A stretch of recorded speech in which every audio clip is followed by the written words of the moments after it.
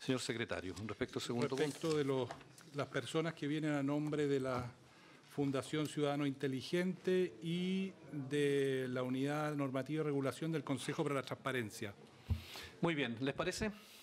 ¿Habría acuerdo? Muy bien, acordado. Ya, entonces que pasen todos. Que pasen entonces, que la Secretaría tome las providencias pertinentes para que comience la transmisión No, eso está por streaming, adoptado. etcétera. Van a entrar unos minutos los camarógrafos a tomar. Muy bien. Entonces, procedamos. Señor secretario. Sí, señor presidente, señores parlamentarios, la sesión de la comisión mixta, la sesión anterior de la comisión mixta, la comisión examinó... Señores senadores, señores diputados, el señor secretario está hablando, estamos transmitiendo por streaming, tal como lo vieron los diputados, así que... Examinando algunos tipos penales que habían sido incorporados en segundo trámite constitucional por la Cámara de Diputados. Uno referido a malversación de caudales públicos, artículos 233 y 235, y también la figura de fraude al fisco del artículo 239. Correspondería, en consecuencia, ver la tercera enmienda que propuso la Cámara de Diputados en segundo trámite constitucional para la regulación de las figuras típicas contempladas en el artículo 240, que establece negociación incompatible. La Secretaría ha puesto a su disposición un texto comparado de 3 columnas que está a su disposición en las carpetas de cada una de sus señorías.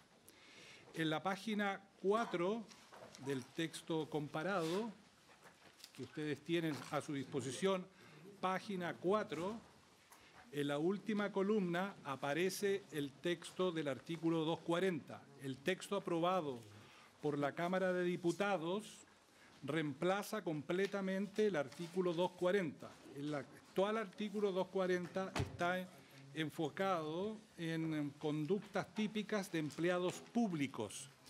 El artículo 240 nuevo no solo contempla la figura de los empleados públicos, sino que también de otros sujetos que desarrollan actividades en el ámbito privado. Están consideradas en el nuevo artículo 240, en primer lugar, la conducta del empleado público y después de una serie de autoridades. Si le parece, presidente, procederíamos a leer el artículo 240 para que tuvieran una cabal comprensión de sus disposiciones. Muy bien, señor secretario, procedamos. Artículo 240, propuesto por la Cámara de Diputados. Será sancionado con la pena de reclusión menor en sus grados medio a máximo, inhabilitación absoluta temporal para cargos, empleos u oficios públicos en sus grados medio a máximo y multa de la mitad al tanto del valor del interés que hubiere tomado en el negocio. En primer lugar, el empleado público que directa o indirectamente se interesare en cualquier negociación, actuación, contrato, operación o gestión en la cual hubiere de intervenir en razón de su cargo. Segunda hipótesis, el árbitro o el liquidador comercial que directa o indirectamente se interesare en cualquier negociación, actuación, contrato, operación o gestión en la cual hubiere de intervenir en relación con los bienes, cosas o intereses patrimoniales cuya adjudicación, partición o administración estuviere a cargo. Pasemos a la página 6 del comparado. 3. El veedor o liquidador en un procedimiento concursal que directa o indirectamente se interesare en cualquier negociación, actuación, contrato, operación o gestión en la cual hubiere de intervenir en relación con los bienes o intereses patrimoniales cuya salvaguardia o promoción le corresponda. Vamos a la página 8. Número 4. El perito que directa o indirectamente se interesare en cualquier negociación, actuación, contrato, operación o gestión en la cual hubiere de intervenir en relación con los bienes o cosas cuya tasación le corresponda. 5. El guardador o albacea que directa o indirectamente se interesare en cualquier negociación, actuación, contrato, operación o gestión en la cual hubiere de intervenir en relación con el patrimonio de los pupilos y las testamenterías a su cargo. Testamenterías a su cargo. 6. El administrador director del patrimonio de una persona afectada por un impedimento para controlar los actos de aquel que directa o indirectamente se interesare en cualquier negociación, actuación, contrato, operación o gestión en la cual hubiere de intervenir en relación con ese patrimonio. Séptimo, página 9 del comparado, el director o gerente de una sociedad anónima que directa o indirectamente se interesare en cualquier negociación, actuación, contrato, operación o gestión que involucre a la sociedad, incumpliendo las condiciones establecidas por la ley, así como toda persona a quien le sean aplicables las normas que en materia de deberes se establecen para los directores o gerentes de estas sociedades. Página 16. La misma pena se impondrá si, en cualquiera de las situaciones enumeradas en el inciso precedente y dándose en lo demás las mismas circunstancias, el que hubiere incurrido en la conducta diere o dejare tomar interés a su cónyuge o conviviente civil, a un pariente en cualquier grado de la línea recta o hasta en el tercer grado inclusive de la línea colateral, sea por consanguinidad o afinidad. Página 17.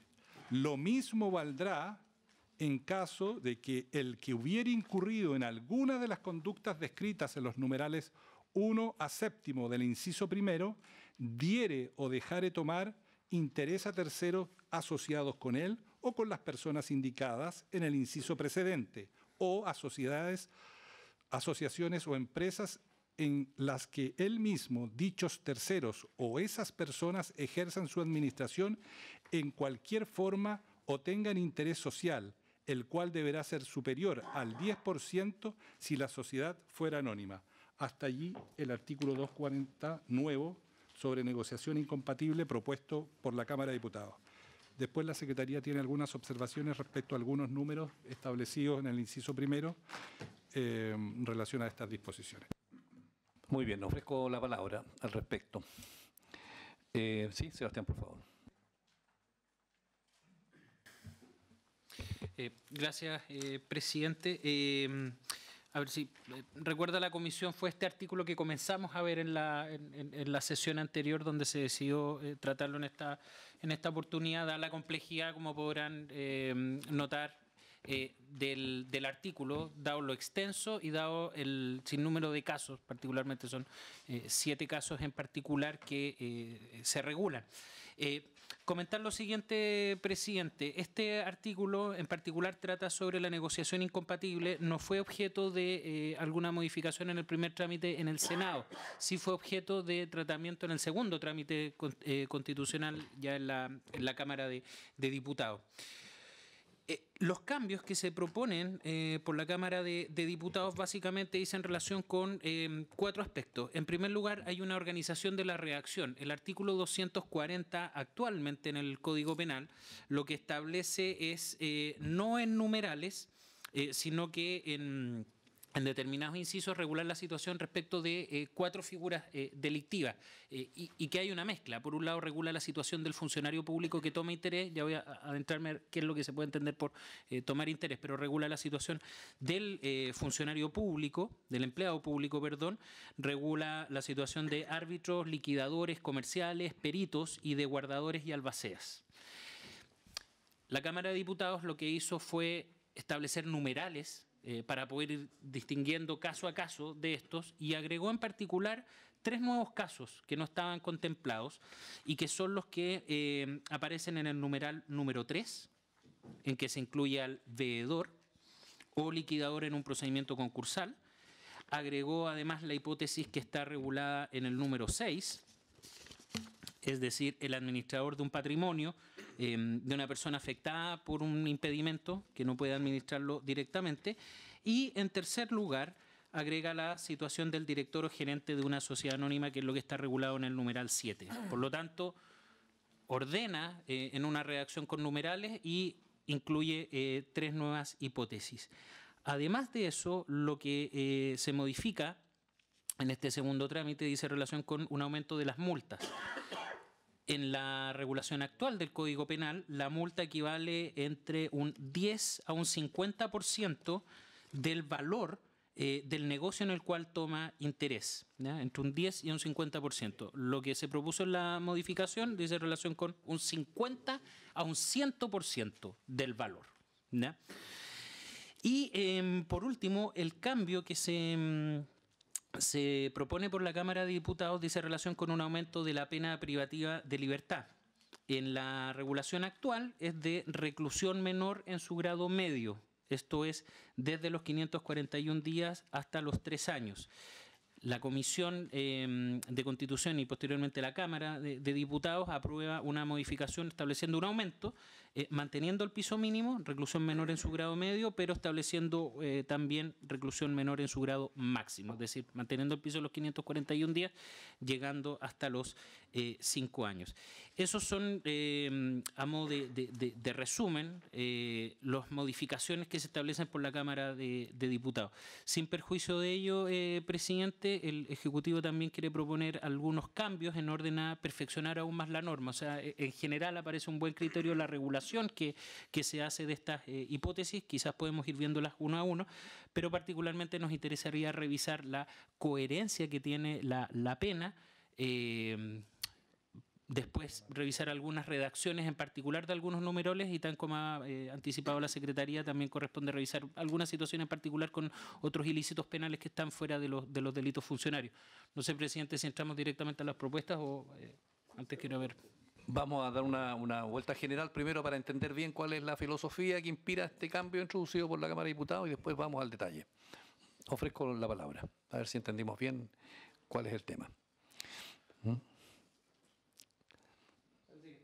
¿Está claro? Señor profesor, ¿algún comentario al respecto? Le ofrezco la palabra. Muchas gracias, señor presidente. Probablemente lo más importante sea simplemente hacer un recordatorio del alcance de la expresión interesarse o tomar interés, por una parte, y la de dar o dejar que se tome interés en la operación. Me parece, a propósito de algunas intervenciones o preguntas en la sesión pasada, que tal vez sería bueno precisar el punto. Se trata de una expresión que a primera vista es oscura, pero que en el ámbito de la justicia penal y de la doctrina penal diría que hay mucha claridad sobre el punto y de forma bastante consistente se dice lo siguiente.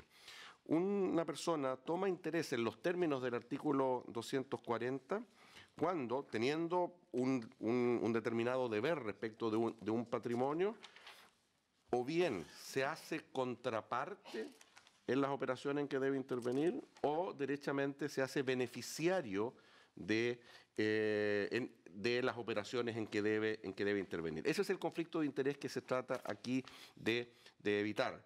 Por ejemplo, tengo la obligación de liquidar determinados objetos de un patrimonio y tengo ese encargo y pues bien me hago contraparte, es decir, tengo que vender y al mismo tiempo compro para mí, o si fueran disposiciones a título gratuito me vuelvo beneficiario de esas operaciones. Es decir, son casos de autocontratación que no están prohibidas absolutamente en nuestros medios, sino que a lo más están sometidas en general a ciertas restricciones, a ciertos requisitos, pero estos son los casos, salvo los 3 casos nuevos, son los casos que desde el siglo XIX al legislador chileno le parecieron que eran absolutamente inaceptables. En esas situaciones tan especiales de confianza, digamos, no se puede ser ni contraparte ni de beneficiario de las conductas. Esto no requiere que aquí haya algún perjuicio, no requiere que las operaciones sean, como digo, perjudiciales para el interés, para el patrimonio respecto del cual se tiene algún grado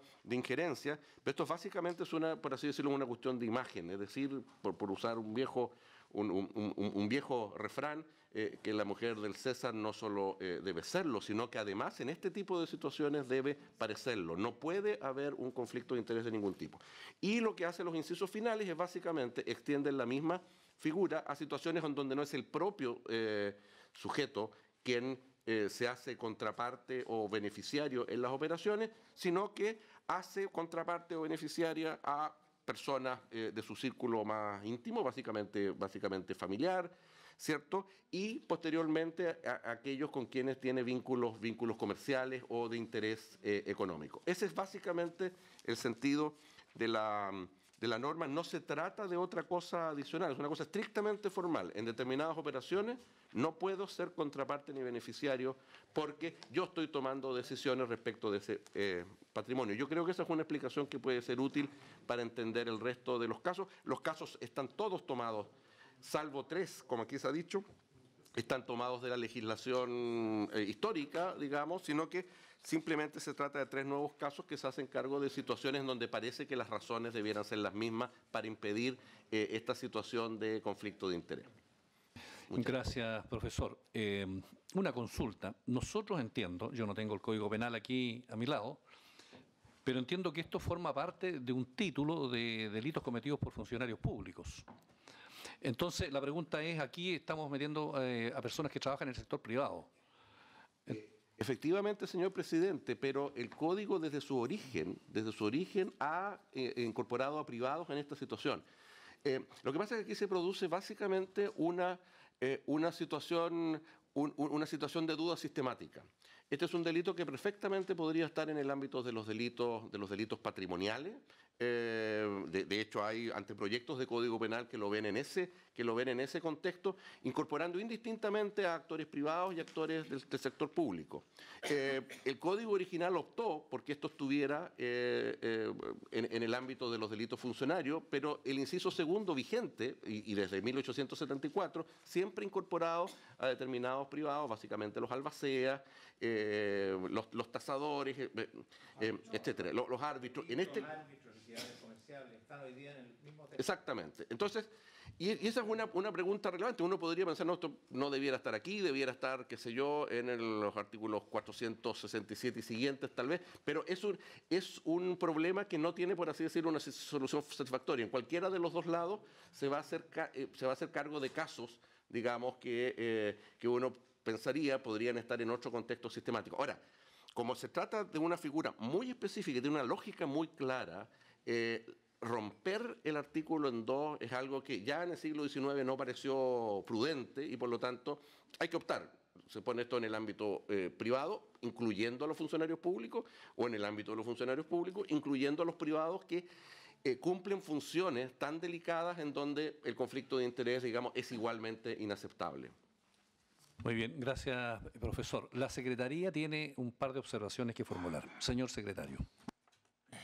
Sí.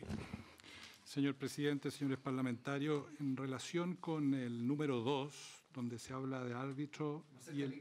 Perdón. Se habla del árbitro o el liquidador comercial.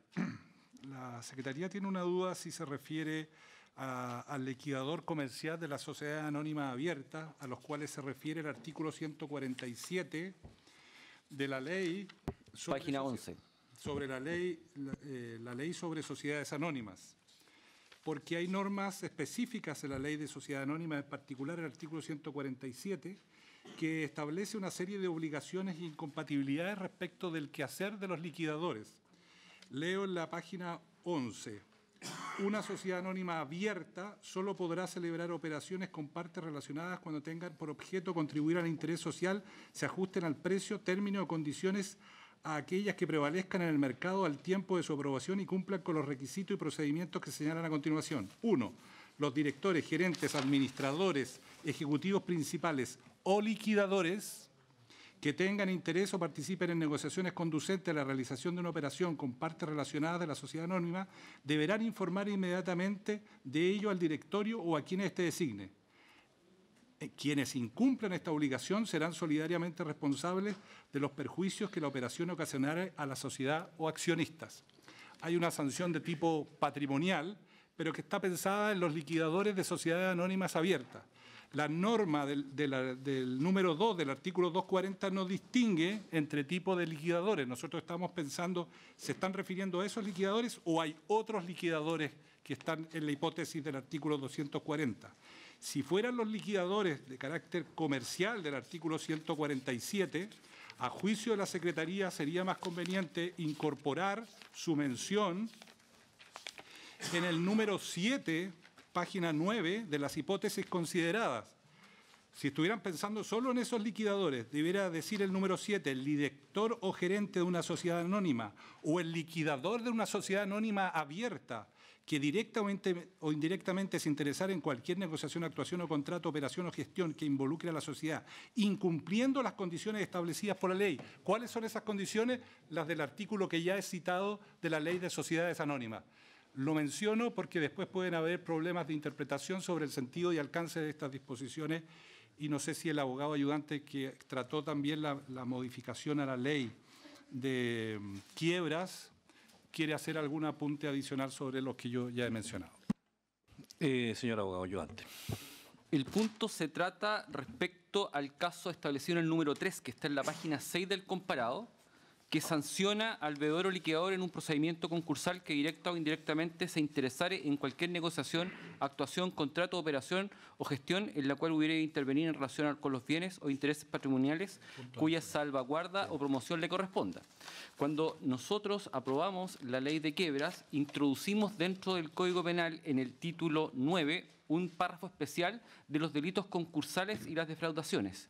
Este párrafo tiene tipos penales respecto a los deudores y también respecto a los liquidadores y veedores. Página 6 del comparado. 5 y 6 del comparado están, ¿ya?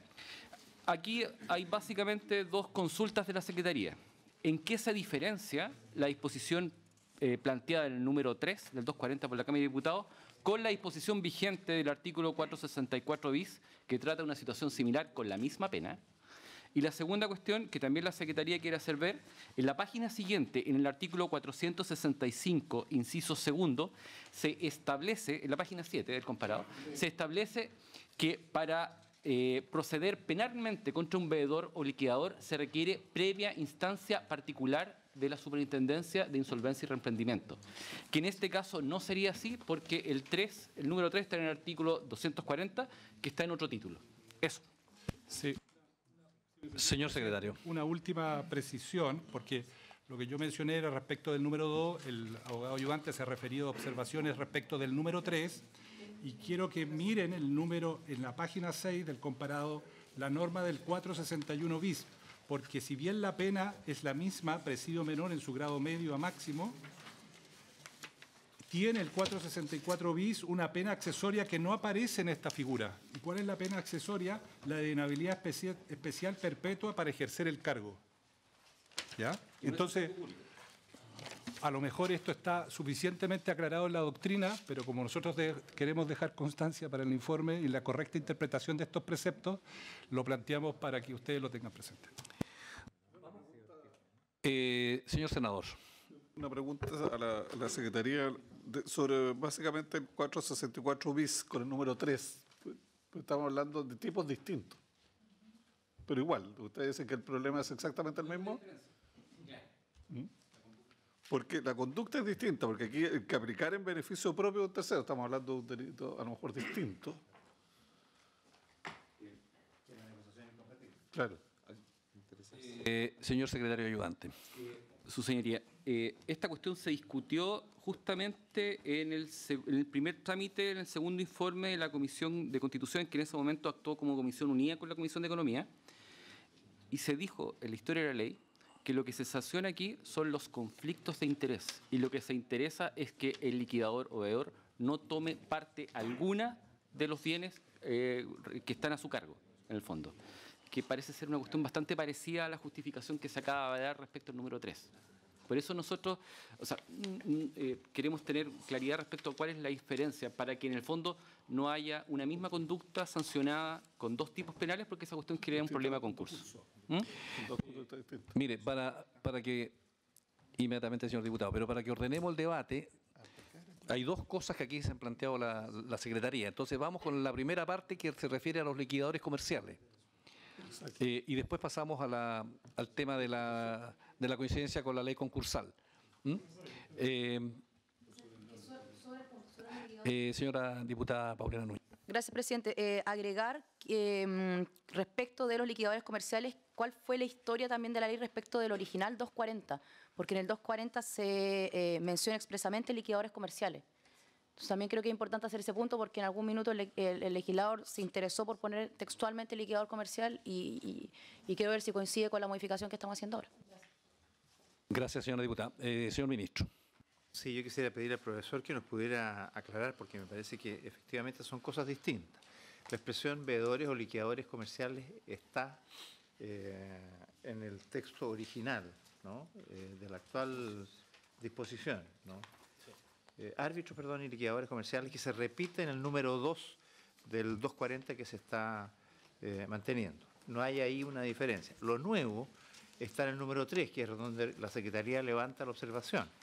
Pero, como señalaba el senador Víctor Pérez, hay una diferencia entre este número 3 y el 240, perdón, el 464 bis. Porque el 240 es un delito de riesgo, ¿no? De peligro.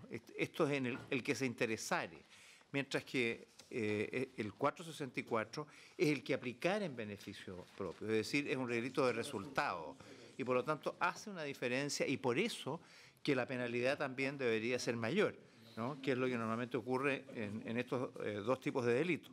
Pero teniendo un profesor aquí, más vale que nos explique él, porque me parece que esta es la razón por la cual el Ejecutivo está avalando la forma como viene de la Cámara redactada esta proposición, que constituye un delito que se parece mucho en la formulación, pero es distinto por estas dos hipótesis a las que me refiero. Sí, pero yo quería hacer presente que, de nuevo, para el ordenamiento del debate, que la Secretaría tiene dos observaciones. Uno, se requiere al liquidador, en el liquidador comercial, en el punto 2, y la referencia que hace la Ley de Sociedades Anónimas respecto del punto, donde haya una sanción civil respecto de ese liquidador. Entonces, eso, veamos esa primera parte, profesor, por favor. El número 2. Sí, el liquidador comercial, que es la primera observación que hace la Secretaría.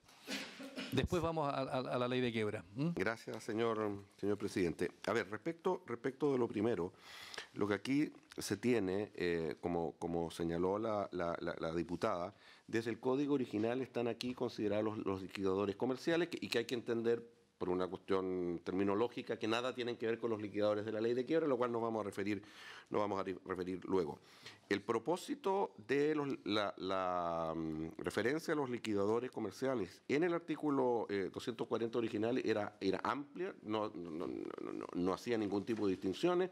Se trata de una disposición que viene de antes de que existiera en Chile regulación sobre sociedades anónimas, no solo la vigente, sino que anteriormente. Por lo tanto, su vocación es amplia para todos los liquidadores, salvo los liquidadores a los que se han establecido recientemente en el contexto de la ley de quiebra. Entonces, más bien el problema que puede entender que se suscita es que los liquidadores de las sociedades anónimas tendrían un régimen especial en el artículo 147, pero eso no es una cuestión del todo clara, porque eso es un contexto bien específico, que se trata de operaciones de las sociedades anónimas, que las realizan precisamente quienes tienen la administración de las sociedades anónimas con partes relacionadas.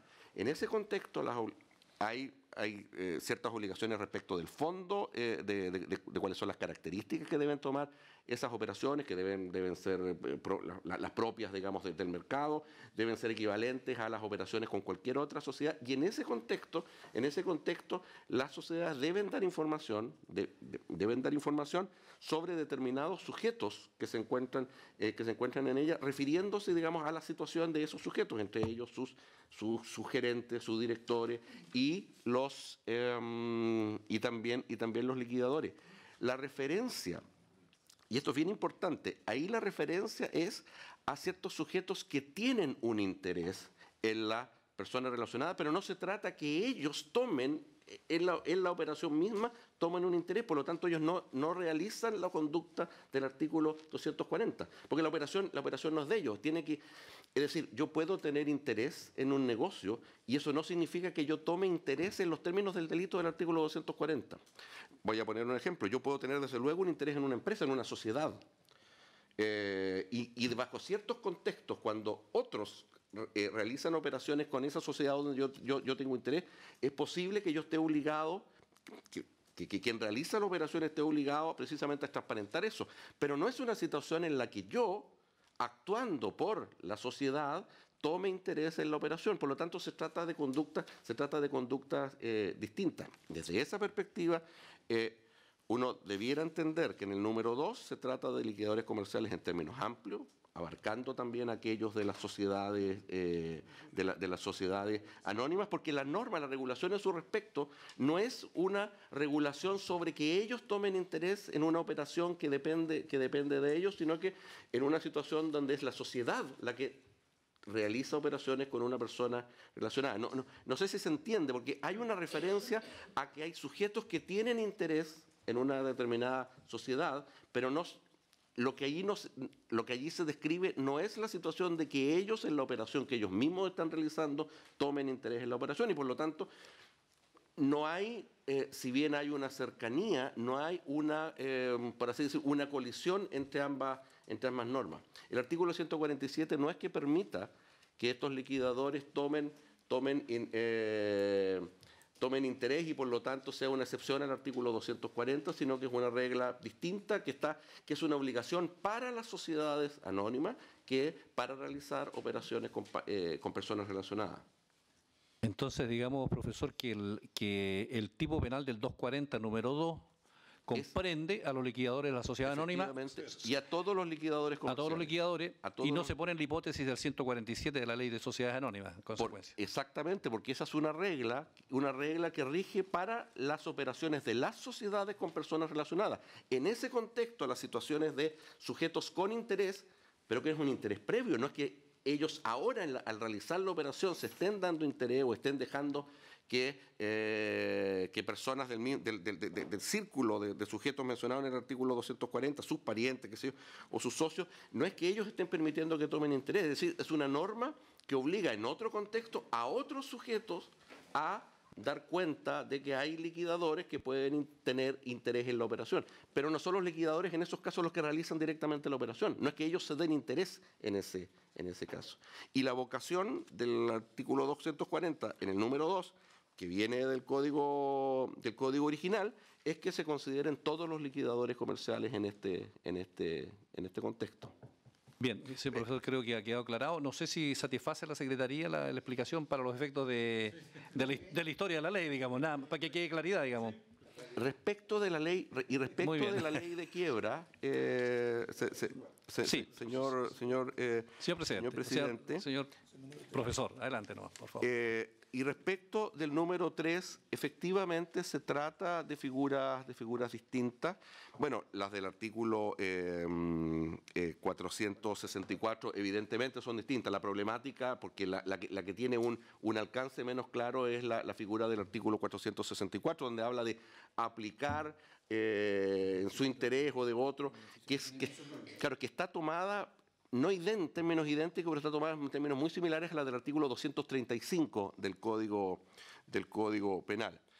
Por el contexto, y precisamente lo conversaba anteriormente con la Secretaría, la historia fidedigna del precepto, la verdad, no aporta muchas luces. Pero mi interpretación de las normas, visto en su contexto, es que se trata simplemente de el aprovechamiento del uso de bienes del patrimonio administrado, básicamente sin contraprestación, por así decirlo. No son casos de tomar interés, porque aquí no está en juego la adjudicación de esos bienes. No es una hipótesis de apropiación que está expresamente descrita en el artículo 464, y no es una hipótesis de adjudicación, es decir, donde yo tengo que adjudicar el bien y me lo adjudico a mí mismo, que esa sería una hipótesis de tomar interés y que vendría recién a estar establecida en este artículo 240, sino que de una situación más bien de uso de los bienes, sin apropiárselos. Y yo me puedo imaginar, básicamente, usar para fines personales, qué sé yo, vehículos, dependencias, etcétera, sin pagar por ellos. Es una norma extraña y yo lo reconozco, pero no hay nada en la letra de la norma que sugiera que es una hipótesis de interesarse en las operaciones. En ese sentido, lo que viene propuesto aquí es una figura nueva que no está prevista. Ahora, lo que sí llama la atención, y eso debiera motivar una reflexión respecto de la pena, es que pareciera que indudablemente las hipótesis señaladas, ¿cierto?, en el título 9 del Código Penal, esto es delitos patrimoniales, ¿cierto?, es muy extraño que un delito de peligro, como el del artículo 240, pueda tener más pena. Yo diría que esa es una cuestión que hay que revisarla y yo entiendo que el Ejecutivo está en la línea de revisarla para evitar esa desproporción. Y en donde claramente la Secretaría tiene un punto que es ineludible, diría yo, es en la cuestión procesal. Es decir, es indudablemente una anomalía que una hipótesis de peligro como la que aquí se está proponiendo, yo diría que es necesaria y tiene mucho sentido, digamos, que no tenga restricciones en cuanto a la acción penal pública, y resulta que hipótesis más graves que se encuentran en el título 9 requieran la intervención de una autoridad, de la autoridad competente en materia de quiebra. Eso efectivamente no tiene ninguna justificación, más allá de que uno piense que esa restricción en ese contexto es totalmente injustificada. Pero mientras eso siga siendo derecho vigente, diría yo que esta innovación debería ajustarse a ella. Yo me imagino que la manera más sencilla de hacerlo es hacer una referencia precisamente en el número 3, una remisión al artículo 465, si mal no recuerdo, en donde establece la misma limitación procesal. Yo lo considero lamentable, pero mientras eso siga siendo derecho vigente, yo diría que esta norma no puede apartarse de ese régimen procesal, porque es algo que simplemente no tiene ninguna justificación. ¿Usted se refiere, profesor, a la participación de la superintendencia como titular de la acción, digamos? Exactamente. Entonces, porque no puede ser que delitos que son inequívocamente más graves, ¿cierto?, como el apoderarse de bienes de los que se están liquidando, digamos, perjudicar, defraudar, dice, ¿cierto? Y otras hipótesis, estas también que yo he interpretado como de uso de bienes de la masa sin apropiárselo, que esas figuras que uno pensaría son más graves, son más abusivas, digamos, estén sometidas a esa restricción procesal y que esta figura, que es una figura que debiera ser considerada como menos grave, no tenga esa restricción. Yo creo que lo único coherente es o se elimina la restricción, que entiendo que está fuera de las posibilidades de esta comisión mixta en particular, o se vincula esta regla, la del número 3, probablemente con una remisión expresa al régimen del artículo 465. Yo creo que esa es la salida más limpia de esta contradicción. Gracias, profesor. Muy bien, ofrezco la palabra sobre estos dos puntos que hemos debatido. Los planteamientos de la Secretaría y lo que hemos debatido acá. Muy bien, señor ministro. Sí, no, yo siento que era bueno que se hubiera despejado la inquietud, porque habría quedado siempre la duda respecto de la similitud aparente que hay de estos dos artículos, pero despejado que sea, yo creo que podemos proceder al debate o a la votación, si le parece, bien, a la comisión. Perfecto, entonces ha quedado despejado la duda que teníamos respecto del liquidador con respecto a la ley de sociedad anónima y el otro del veedor y liquidador respecto de la ley concursal. Creo que ha quedado claro.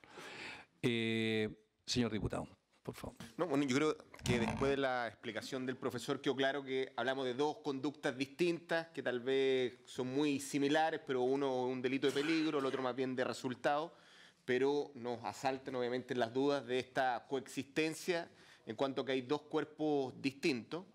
El requisito de procesabilidad que plantea la ley de quiebra versus, en este caso, la aplicación directa que requiere una conducta que, si bien es típica y distinta, tiene una gradualidad diferente. Y en consecuencia aquí, más que, presidente, por su intermedio, partir votando, le pediríamos al Ejecutivo si es que tiene una propuesta alternativa para hacer coexistente ambas conductas típicas, pero con un criterio de razonabilidad. Y es que una es más grave versus efectivamente la otra, pero requiere una exigencia distinta y eso obviamente no es coexistente o no es conciliable.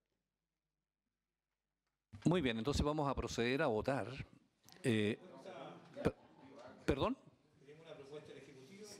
Hay una propuesta del Ejecutivo. Sí, por favor, Sebastián.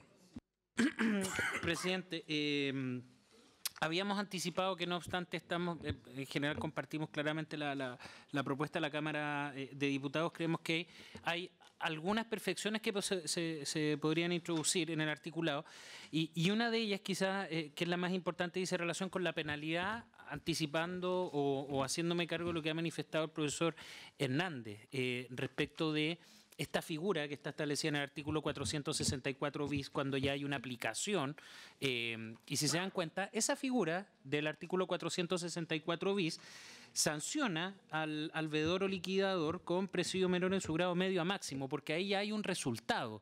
Y uno ve que la propuesta de la Cámara de Diputados es la misma pena cuando claramente ha quedado establecido con la explicación del profesor Hernández y la doctrina aquí es bastante conteste. Esto es un delito de peligro. Hay un riesgo de que por tomar interés se podría llegar a concretar un fraude. Dicho eso, cuando uno ve las hipótesis más bajas de malversación y de fraude, que también tuvimos la oportunidad de tratar en la sesión anterior, están también tratadas con la misma pena, presidio menor en su grado medio a máximo. Dicho esto, lo que queremos proponer es mantener la pena privativa que está actualmente vigente, que es presidio menor en su grado medio, dado que las figuras donde sí se produce y se concreta este resultado, que son malversación, que son fraude, o como esta figura del artículo 464 bis, están ya sancionadas con presidio menor en su grado medio a máximo. Por lo tanto, hay una incoherencia en mantener esta misma penalidad, siendo este un delito de peligro. Con todo, también no hay que olvidar que, y si lo compartimos, sí se aumentan las penas de multa, como decía, que hoy en día están de un 10 a un 50% del valor que tiene el negocio, pasan a tener desde un 50 a un 100%. Pero creemos que para mantener la coherencia debiese mantenerse la pena actualmente vigente.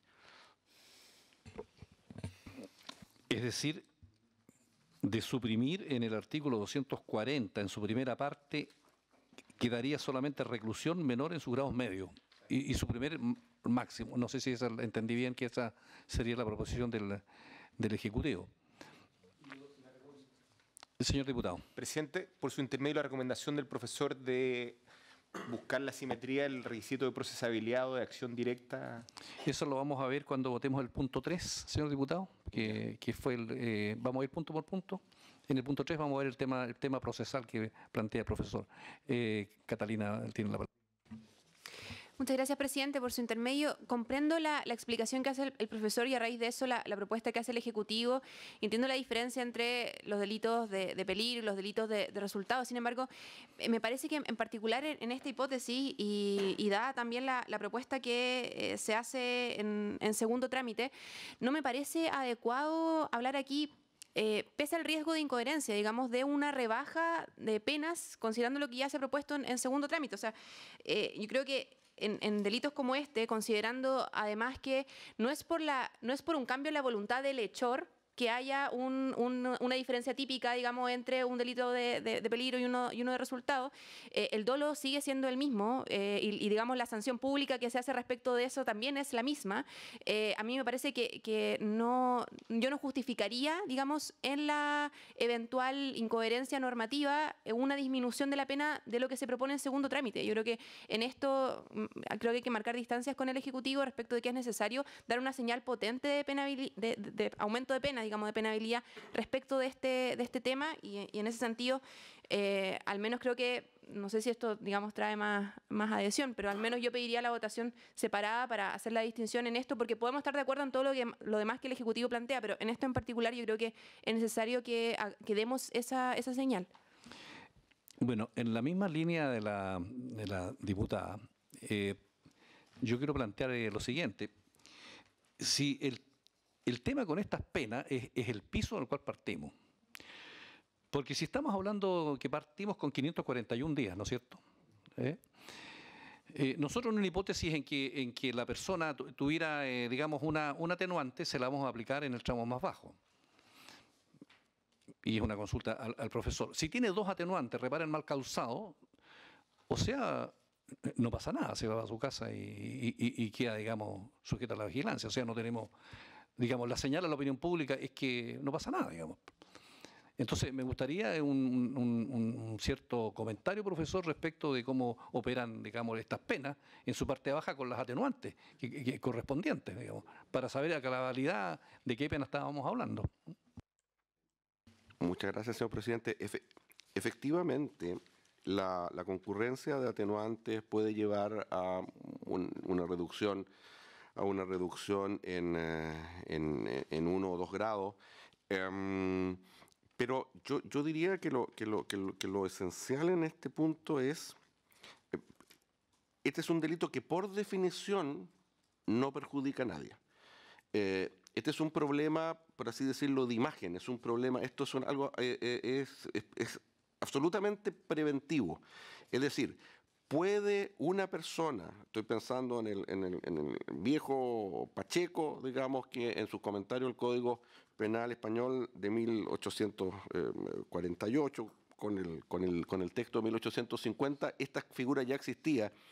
Y no lo decía con esos términos, pero yo diría que popularmente uno podría decir, mire, eso es un dejo muy grande, eso es como tener, y esto lo agrego yo, no lo decía Pacheco, pero de algún modo lo sugiere, esto es como poner al gato a cargo de la carnicería. Eso es un riesgo, pero por definición en este delito no ocurre absolutamente nada con el patrimonio administrado. Es decir, puede ser que la operación sea absolutamente ventajosa incluso.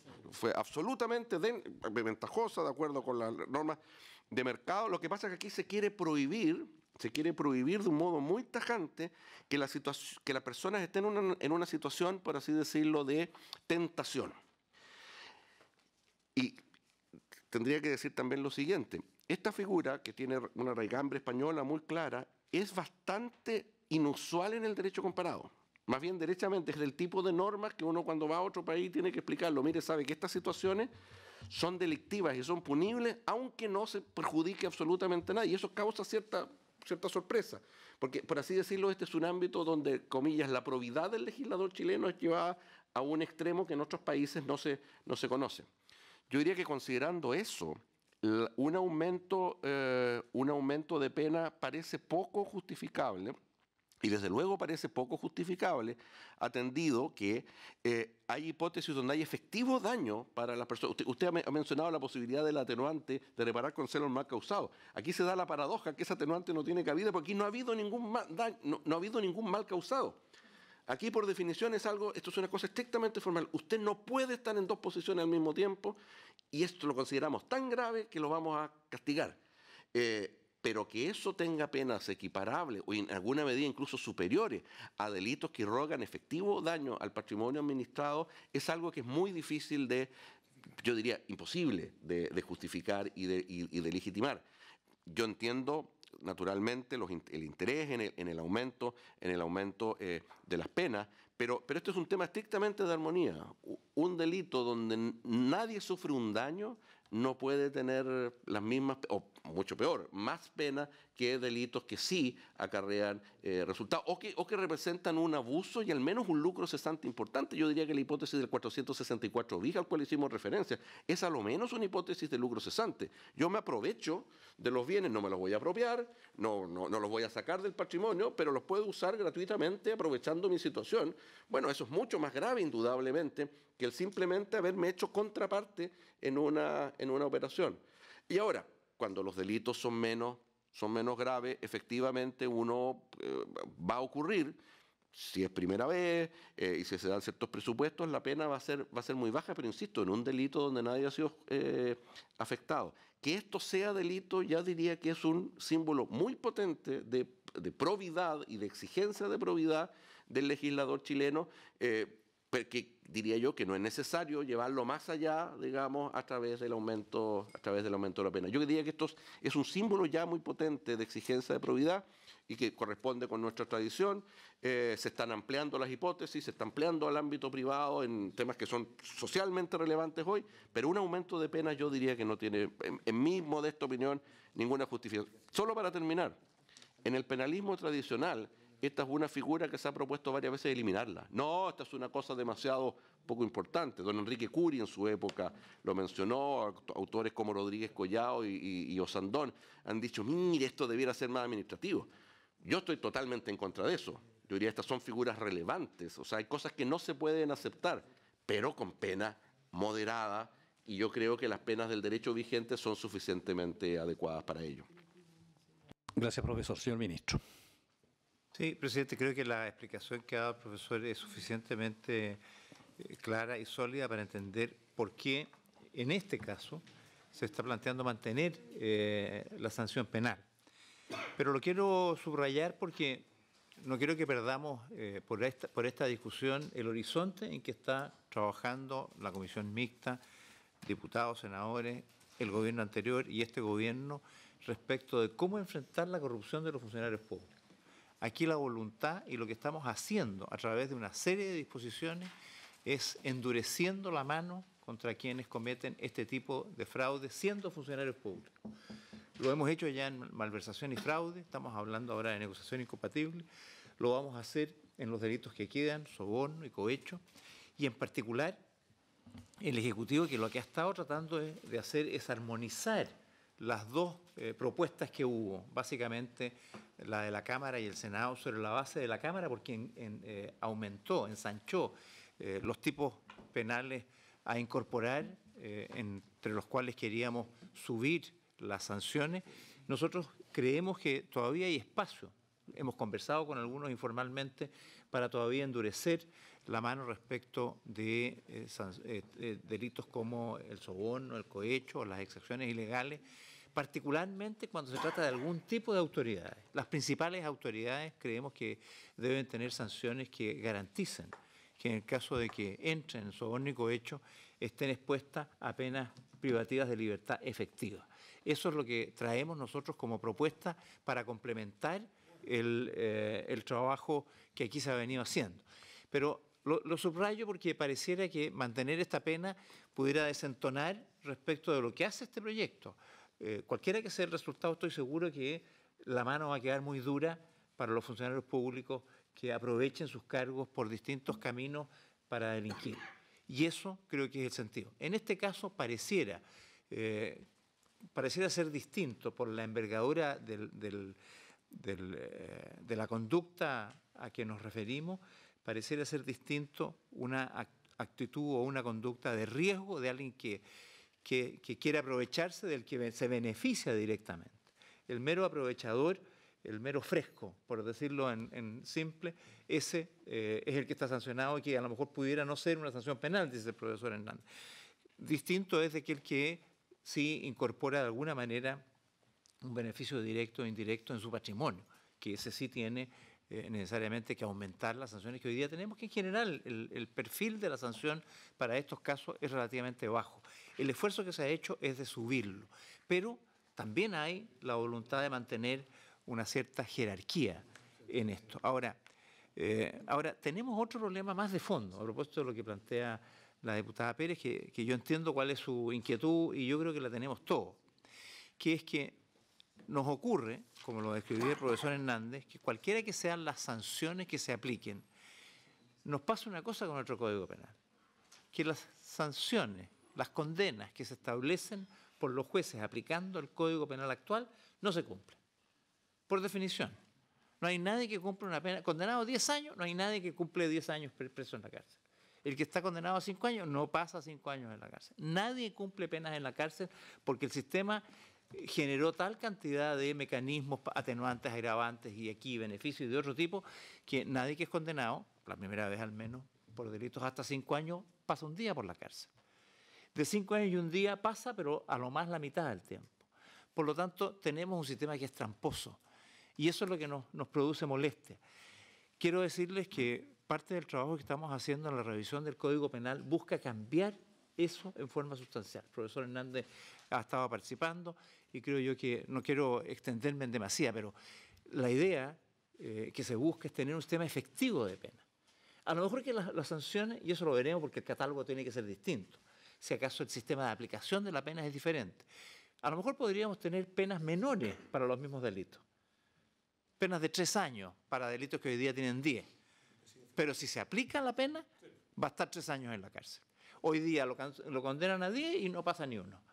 Estoy exagerando, pero estoy tratando de demostrar que el problema que nos molesta es que muchas de las penas que nosotros establecemos, que se dicen que son muy altas, al final no lo son por la forma como se aplican. Y yo creo que eso lo vamos a resolver cuando cambiemos el sistema de penas que establece nuestro Código Penal y creemos que el proyecto que se está trabajando, que resume un poco lo que se hizo tanto por la administración del presidente Piñera en su primer gobierno, como por la de la presidenta Bachelet, que también hizo un anteproyecto de Código Penal, hemos hecho un trabajo de integrar a ambos, han hecho un grupo de profesores muy destacados que hemos logrado concordar, de de ambas comisiones que trabajaron en ambos anteproyectos, y creo que el problema, que es el que a uno le produce la angustia, se va a terminar, ¿no? Vamos a tener, creo yo, si se aplica ese esquema, un sistema distinto. A lo mejor penas no tan grandes, pero el día que se aplique esa pena, esa va a ser la pena efectiva. Por lo tanto, vamos a tener un horizonte distinto en la aplicación de las penas. Por ahora creo que tenemos que seguir con y dadas las explicaciones del profesor Hernández, creo que la sugerencia que hace el Ejecutivo, fundado en esos criterios, es razonable. Yo creo, ministro, que aquí tenemos un punto porque en la discusión política que hemos tenido en los últimos años, en los distintos gobiernos, es que la mayoría del mundo en las discusiones públicas se inclina, digamos, por aumentar las penas. Y cuando estamos hablando del combate a la delincuencia, por ejemplo, todo el mundo lo primero que hace es decir aumentemos las penas. Pero resulta que de alguna manera se cumplirán, porque Chile yo creo que es el segundo país del mundo que tiene más gente en las cárceles, porque tenemos ahí un problema carcelario lleno de gente que está, digamos, no sé si cumpliendo penas o en prisión preventiva, no sé. Entonces ahí tenemos un punto. Lo segundo es que si uno echa una mirada a las penas en conjunto del proyecto, se encuentra con que hemos elevado la parte máxima, pero partimos con un piso muy bajo. Entonces lo que estamos partiendo aquí nos va a pasar exactamente, aunque tengamos a veces 15 años, pero si partimos en 3 años, esta persona no le va a salir, discúlpeme la expresión, como se dice popularmente, ni por curado. Entonces, yo creo que aquí tenemos un punto que probablemente en la comisión vamos a tener que debatirlo, vamos a tener que votar, y el ideal sería que nosotros pudiéramos realmente dar una señal al país. Entonces, yo creo que podríamos hacer una propuesta y global, pero yo no sé si, ministro, no sé si, yo creo que si vamos al soborno y cohecho, yo creo que... Perdón, nosotros tenemos efectivamente propuestas para extracción ilegal, soborno y cohecho, en que ponemos en algunos casos un piso que parte en 5 años y 1 día. Parte como con la garantía de presidio efectivo. Bueno, ahí yo creo que estamos hablando ya en otro escenario. Me parece bien que nosotros pudiéramos de esa manera lograr un cierto acuerdo aquí para tener una buena legislación, digamos, y no que nos dividamos votando así, no porque sea malo, sino porque la idea es que salga un proyecto lo más consensuado posible en la medida de lo posible, como se dice. Muy bien, diputada Catalina. A nosotros no nos gusta tanto esto de la medida de lo posible, entonces yo no quiero quedarme sin representar o sin señalar, digamos, que al final mi preocupación, y ahí coincido con lo que ha señalado, efectivamente que estamos creando una figura delictual que hoy día no va a tener aplicación, entonces si es para eso mejor no creemos el tipo, digamos. Yo entiendo que hay una incoherencia hoy día en el Código Penal, a mí desde que soy estudiante de Derecho que me vienen diciendo que el Código Penal va a ser reformulado, cuánto tiempo llevamos esperando eso también. Hoy día ingresa un proyecto de ley de portonazo, por ejemplo, y ahí también estamos hablando de cárcel, no estamos buscando evitar, por ejemplo, en esos casos que ellos se produzcan. Entonces, yo también pido coherencia ahí a la hora de, si vamos a dar una señal potente, bueno, démoslo potentemente en todos los tipos con los que estamos conversando. Qué bueno que entremos a conversar de cohecho, de soborno, más en serio, para dar una buena señal a la ciudadanía, pero no me quiero quedar sin señalar que en esto también debiésemos tener esa misma línea, que entiendo ha sido la línea que ahora el Ejecutivo va a impulsar. Entonces, a mí me hace falta, de igual forma, insisto, entiendo la incoherencia eventual que se puede producir, pero el Código Penal entero hoy día resulta incoherente, y si vamos a estar trabajando, digamos, sobre esa incoherencia, yo puedo seguir esperando aquí sentada que reformulemos el Código Penal. Entonces, no sé si podemos trabajar en base a eso. Es mi única prevención, y qué bueno que se haya abierto la puerta a endurecer más ahí en cohecho, donde, por cierto, que también hace mucha falta. Muy bien. Diputado Leonardo, por favor. Bueno, yo sin duda también logro visualizar las diferencias de los tipos penales y la diferencia en términos que son estos de peligro abstracto versus de resultado. Una consulta sí que tiene que ver con una de las penas que tiene asociado este delito de negociación incompatible en cuanto a la multa, que tiene relación con el valor del interés. Si estamos hablando de delitos de peligro, donde no hay un resultado en términos monetarios, ¿cómo se visualiza aplicar una multa en relación al interés que tomó el veedor o liquidador, etcétera? Es una pregunta más bien conceptual. Respecto de las penas, que es lo que estamos viendo ahora, entiendo de la negociación incompatible, mira, la verdad que cuando uno compara estos tipos penales que tienen que ver con los liquidadores, los veedores, y los compara con los delitos concursales que están también en el 464. Sin duda es inevitable uno buscar el cotejo, pero el problema está en los delitos concursables, que a mí me parece que son bastante bajos y que además tienen la dificultad de que tienen un requisito de persecución penal que tiene que ser autorizado por diversas autoridades que ahí se establecen. Es decir, prácticamente no hay un derecho a la libre persecución penal, tiene que pasar por un filtro previo. A mí me parece que este tipo penal, el que estamos viendo ahora, negociación incompatible, tiene la virtud que no pasa por ningún filtro. Y me parece que es mucho más expedito y que probablemente va a tener más aplicación que el otro y probablemente lo va a reemplazar, aunque sea de peligro. Porque yo no tengo mucha confianza, a propósito de lo que ha hecho el Servicio de Impuestos Internos, a propósito de los delitos tributarios, de estos requisitos de procesabilidad. Yo al menos, señor presidente, me conformaría con la pena que se estableció en la Cámara de Diputados a propuesta de la Comisión de Constitución, que es levemente más alta que entiendo la que está proponiendo el Ejecutivo.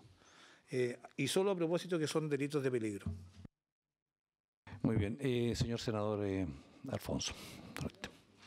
Presidente, yo lo que quiero sugerir es una metodología de cómo vamos a votar. Se ha planteado una tesis, el ministro ha planteado, digamos, una propuesta o ha esbozado una propuesta hacia futuro, entonces yo creo que es bueno tener todas las cartas en la mesa para poder generar una votación en ese sentido.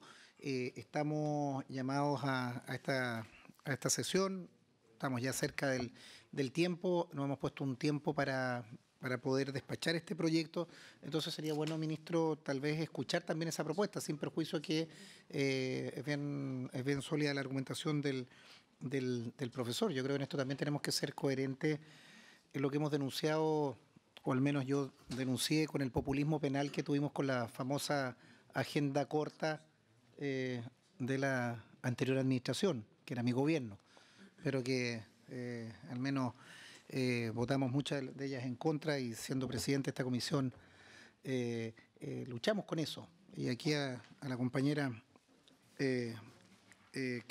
diputada que hacía esta referencia, claro, aquí tenemos que tener un nuevo Código Penal, porque esto ya es un parchado que no resiste más. Entonces también empujemos hacia arriba las penas, pero también tengamos una coherencia. Yo creo que aquí tenemos que tener esa capacidad. Yo al menos denuncié el populismo penal con la agenda corta. No quiero caer en populismo penal también en una situación si no es orgánica. Subir las penas en materia de cohecho, de soborno, creo que estamos absolutamente contestes, ministro, y que en definitiva tenemos que tener una figura que nos permita que se esté en la cárcel efectivamente, más allá de quedarnos con 5 años, con 5 y 1, con atenuantes, terminamos, muy bien lo decía el presidente, con una buena construcción de defensa, simplemente con un reproche y con un desgaste enorme.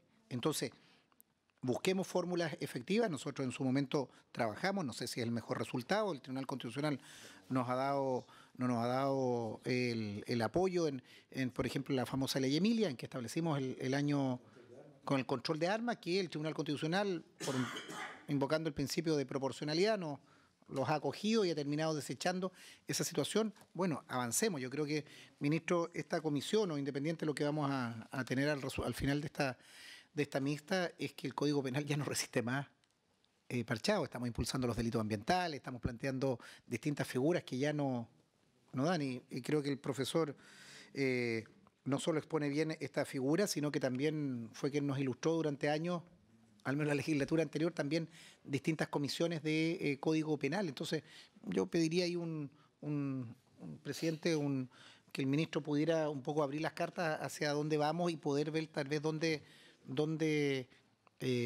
vamos a arribar con esta legislación.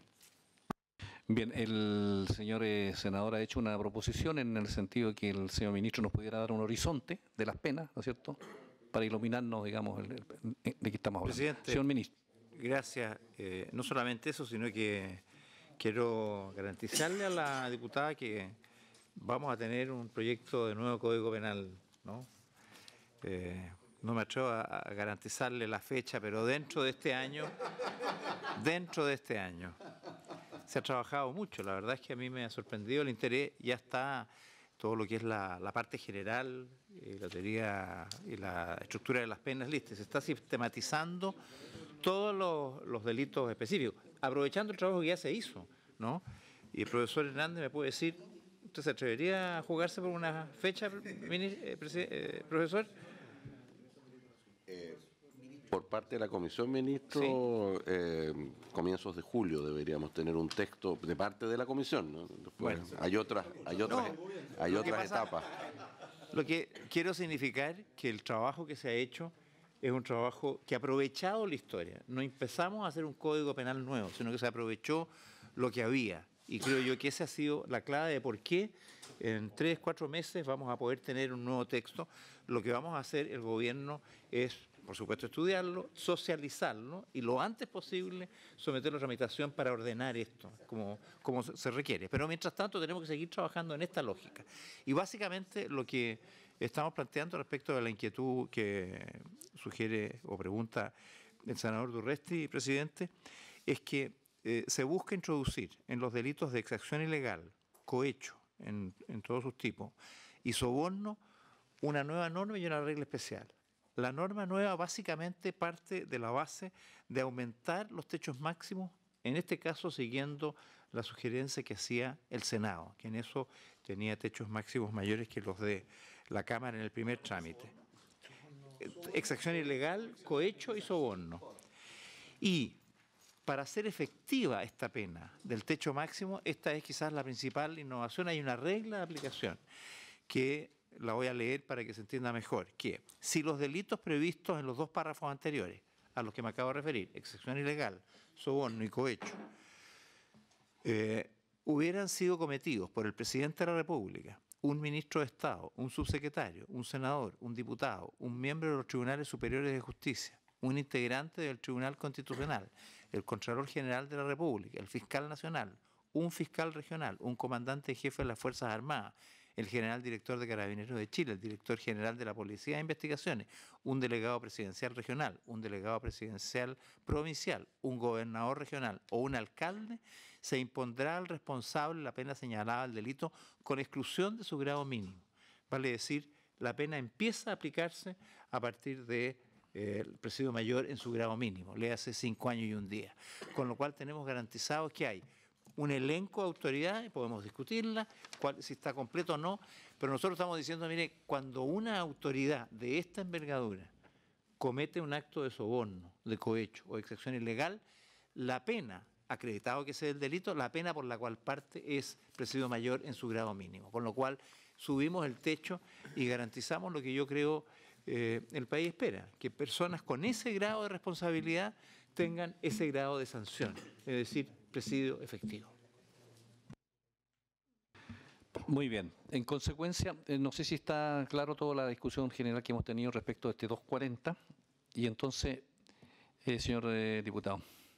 Presidente, tengo la dificultad para entender dónde estamos. Si estamos viendo los delitos de cohecho, soborno, o estamos viendo negociación incompatible. Ah, le pidieron explicar.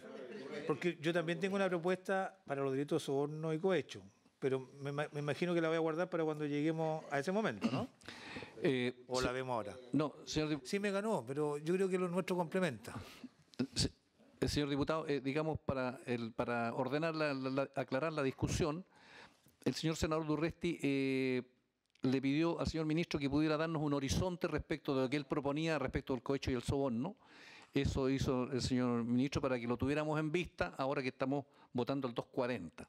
Naturalmente que cuando veamos los delitos de cohecho y soborno vamos a aceptar todas las indicaciones y vamos a discutir el punto en su mérito. En consecuencia, ahora vamos a votar el 240. Señor secretario, usted nos dirá qué vamos a votar. Sí, hay una propuesta para votar la primera parte del inciso primero del artículo 240 y el Ejecutivo ha propuesto en relación con esto introducir una enmienda al texto aprobado por la Cámara de Diputados que sería eliminar la expresión o máximo, que haría reclusión menor en su grado medio, esta primera parte del inciso primero. Entonces, ¿se podría votar ese criterio, presidente? Muy bien. Entonces, nos dice, señor secretario, ¿qué votaríamos exactamente para que los señores leo, senadores y diputados sí, puedan saber? Lo que se votaría sería lo siguiente. Será sancionado con la pena de reclusión menor en su grado medio, inhabilitación absoluta temporal para cargos, empleos u oficios públicos en sus grados medio a máximo y multa de la mitad al tanto del valor del interés que hubiere tomado el negocio. Se elimina la expresión grado máximo. Ya, o sea, estamos votando el primer inciso, el 240, con la indicación del Ejecutivo, ¿no es así? Así es, muy bien. Bien. Diputado señor Soto. Yo respaldo la propuesta de la Cámara de Diputados. O sea, voto en contra. Voto en contra. Muy bien. Diputada Pérez. En atención sobre todo al fin disuasivo de la pena, rechazo. Voté en contra. Diputada Núñez. Diputado Silver. Abstención. Silver, abstención. Diputado Colomán. A favor.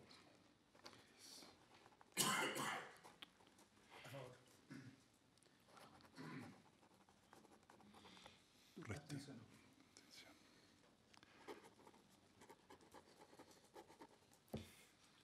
Presidente. En contra. En contra.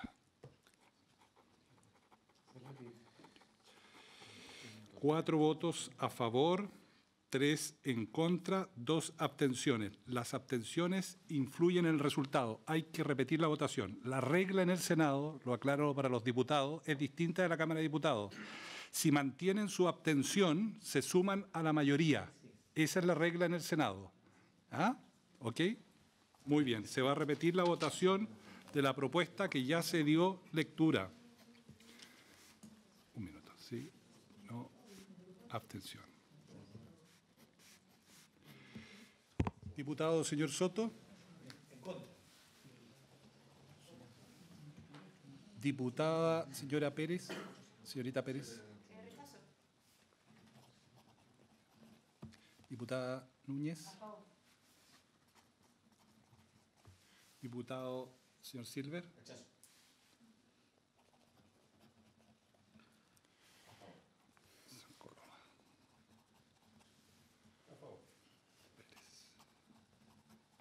A favor. En contra. Presidente. En contra. Por un poquito suspenso esta cosa. 1, 2, 3, 4, 3, 4, 5. 2, 3, 4. 5 y el otro 4. 5, 4, ¿no? Voto no, ganó no. Ganó la votación negativa, 5 votos en contra, 4 a la afirmativa. Rechazada la propuesta de eliminar la expresión en su grado máximo. Si le parece a los señores diputados y senadores, se repetiría la votación respecto del artículo 240 y quedaría el texto en los términos con la misma votación aprobado por la Cámara de Diputados. Si les parece. ¿Usted vota en contra? Usted aparece votando en contra.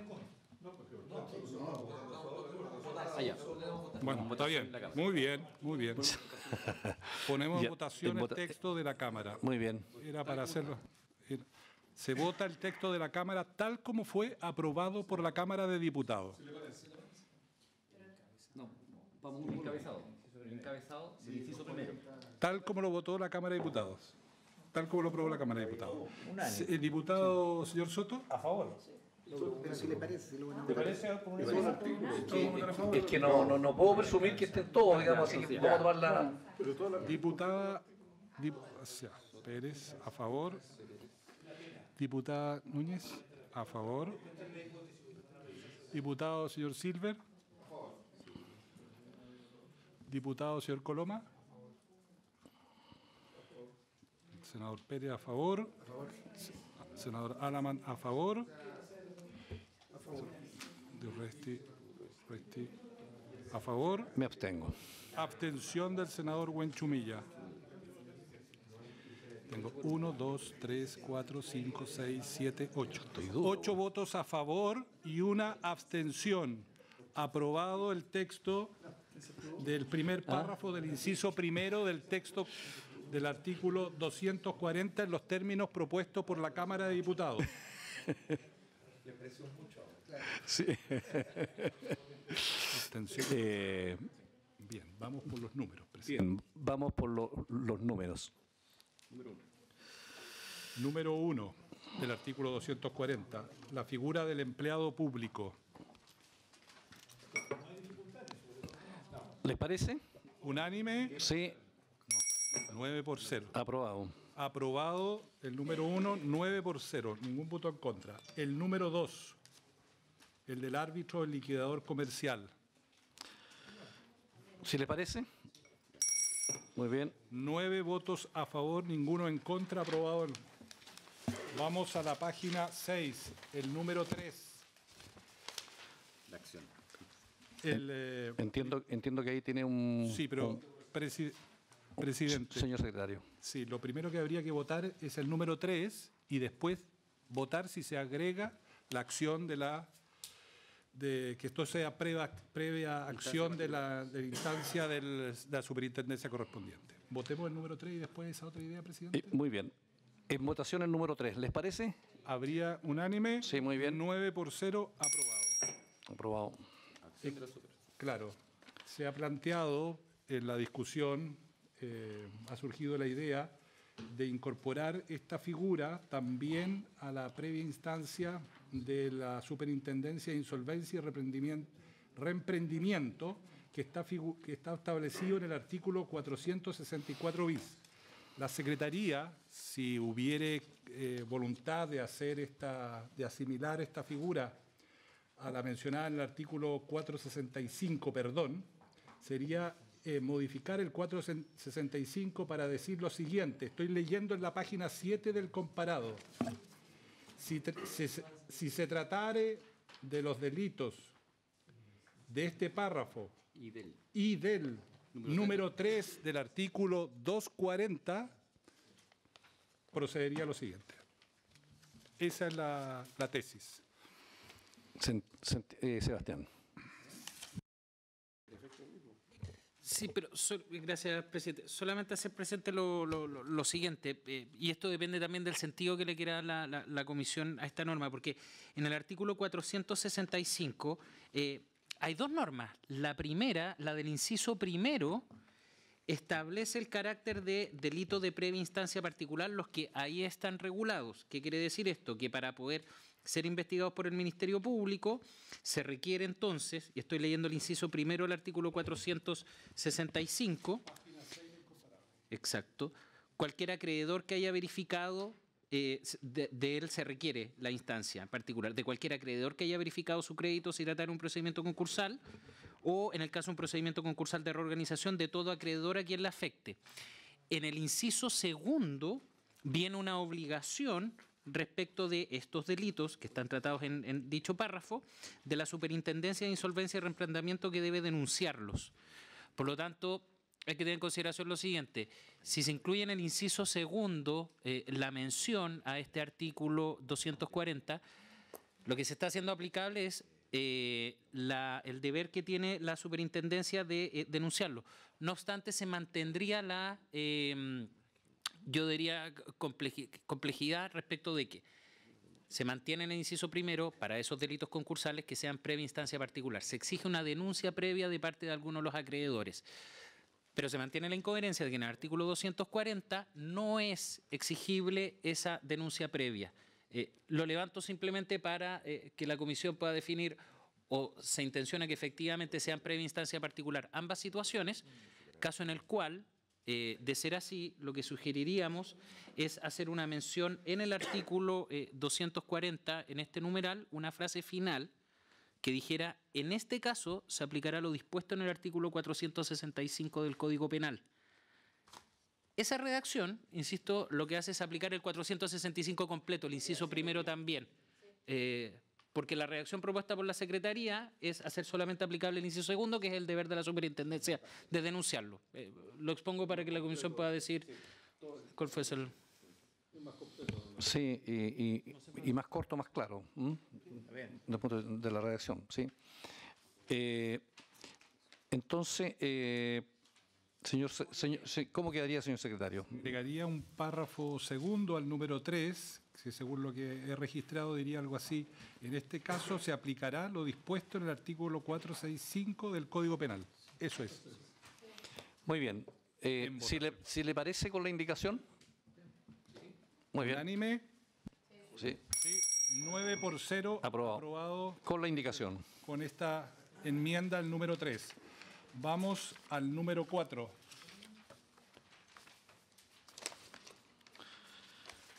La figura del perito, página 8 del texto comparado. Señor secretario. Dice así: el perito que directa o indirectamente se interesara en cualquier negociación, actuación, contrato, operación o gestión en la que hubiere de intervenir en relación con los bienes o cosas cuya tasación le corresponda. Si le parece. ¿Bien? Sebastián, perdón. Gracias, presidente. Solamente tenemos una propuesta de... no, perdón. Estamos votando el número... No, el número 4. Sí.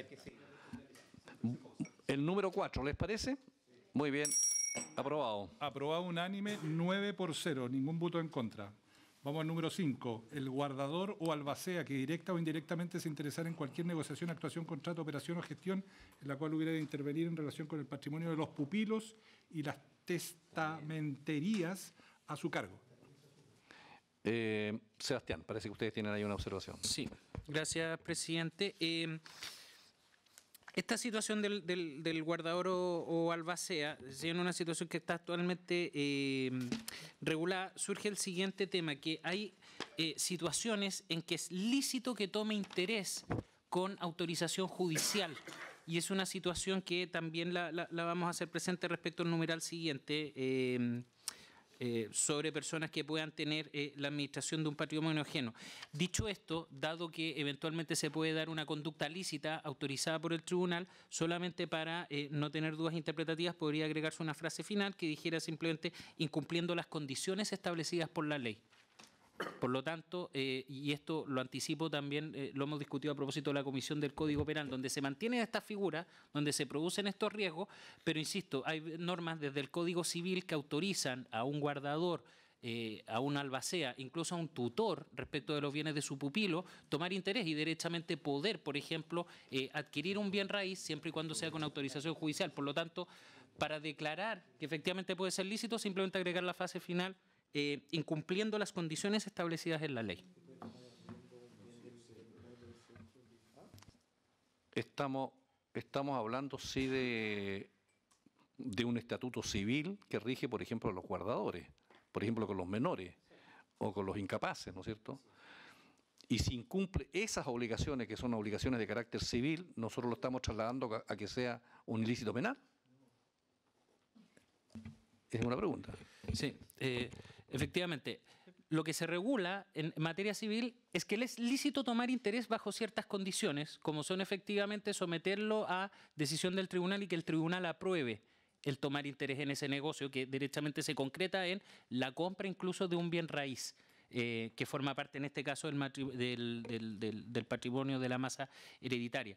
Por lo tanto, para que tenga coherencia con las normas del Código Civil, donde es lícita esa toma de interés, insisto, bajo esos resguardos, lo que se propone es que se exija que sea incumpliendo las condiciones establecidas por la ley.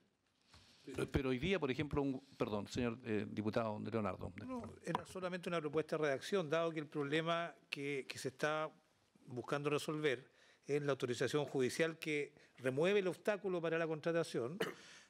Podríamos ponerlo al final de la norma sin la autorización judicial correspondiente. Sin la autorización judicial correspondiente.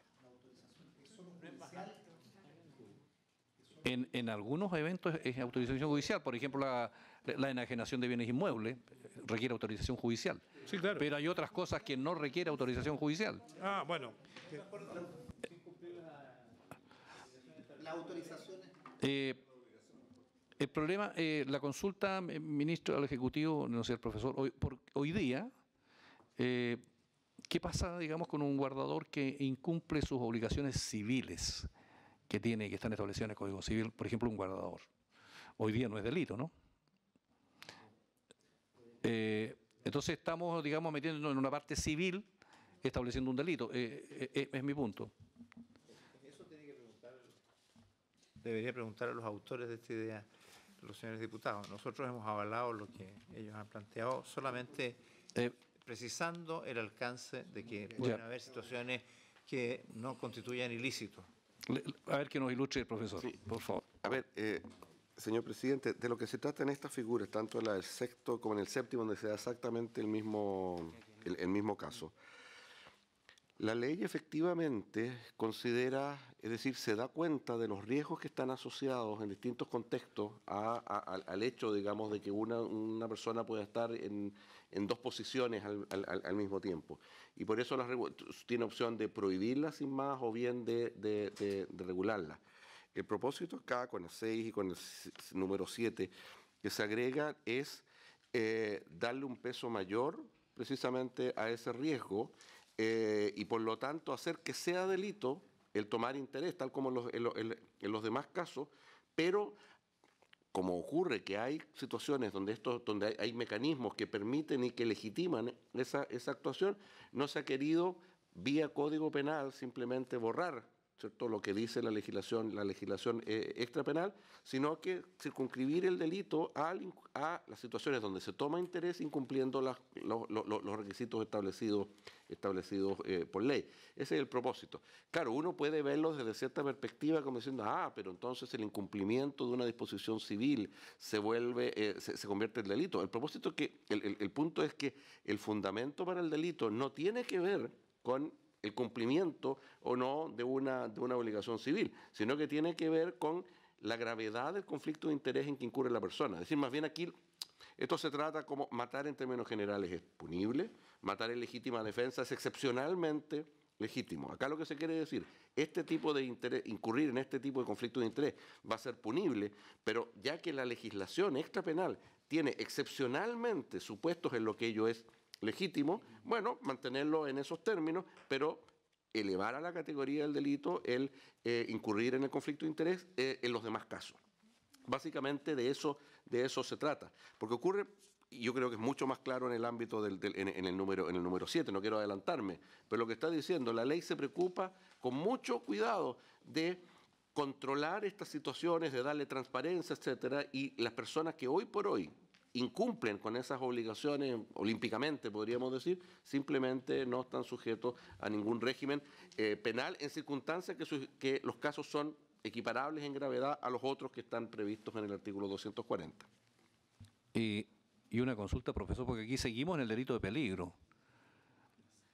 Pero ¿y qué pasa si se comete un resultado, digamos, en perjuicio del patrimonio, en este caso del pupilo, por ejemplo? Muchas gracias, señor presidente. En ese caso simplemente se va a producir una situación concursal y se va a tener que discutir si es que se trata de un concurso, un genuino concurso que da lugar, qué sé yo, a la imposición de dos penas o una pena más grave, vía artículo 75, la pena mayor asignada al delito más grave, o sí, y yo diría que esa va a ser la interpretación normal, se va a estar en una situación de concurso aparente, donde el delito de daño, fundamentalmente contra el patrimonio, va a absorber al delito de peligro. Eso es algo relativamente normal. Es decir, si no solo hay conflicto de intereses, sino que derechamente es esquilmado, por así decirlo, el patrimonio que se administra, se van a imponer las sanciones. En algunos casos, tratando de empleados públicos, va a ser probablemente el delito de malversación o fraude al fisco, tratándose de patrimonios privados, los delitos de apropiación indebida o, muy probablemente,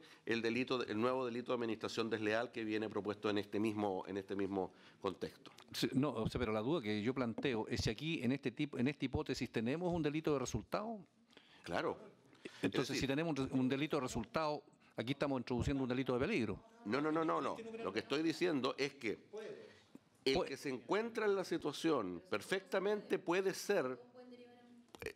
Claro, lo que pasa es que esta es una situación que paradigmáticamente genera ese riesgo.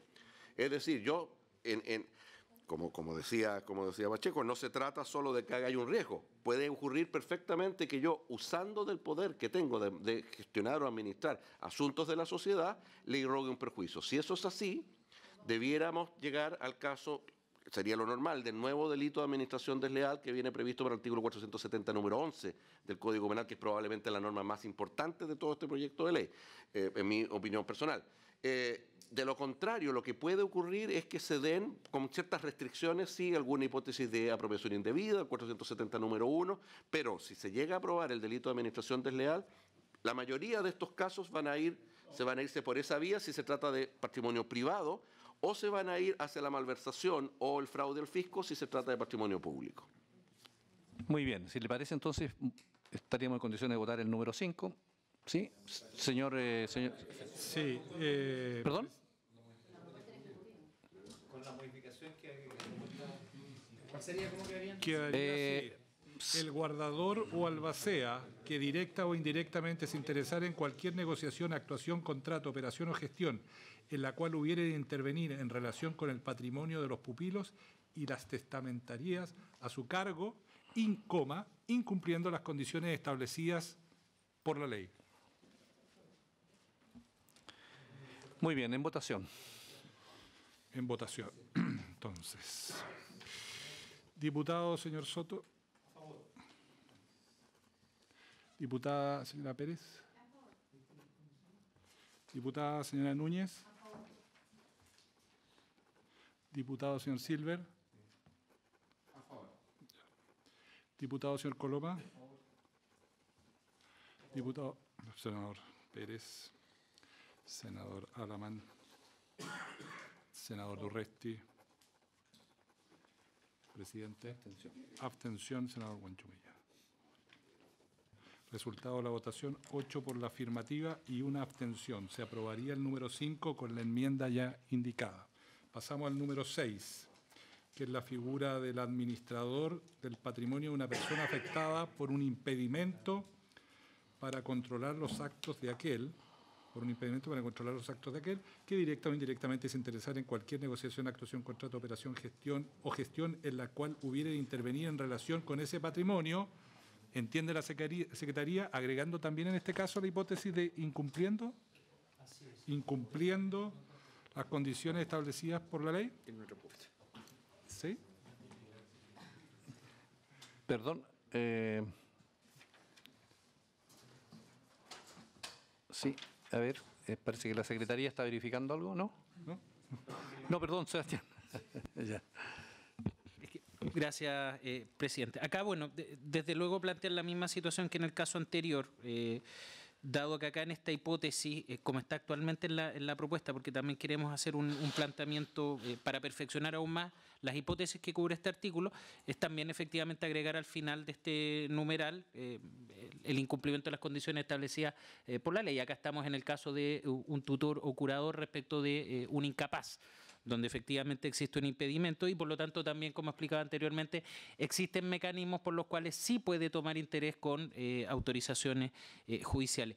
No obstante aquello, lo que queremos proponer es una ampliación de la hipótesis en el número 6, dado lo siguiente, el encabezado de este numeral 6 es el administrador del patrimonio que se interesa.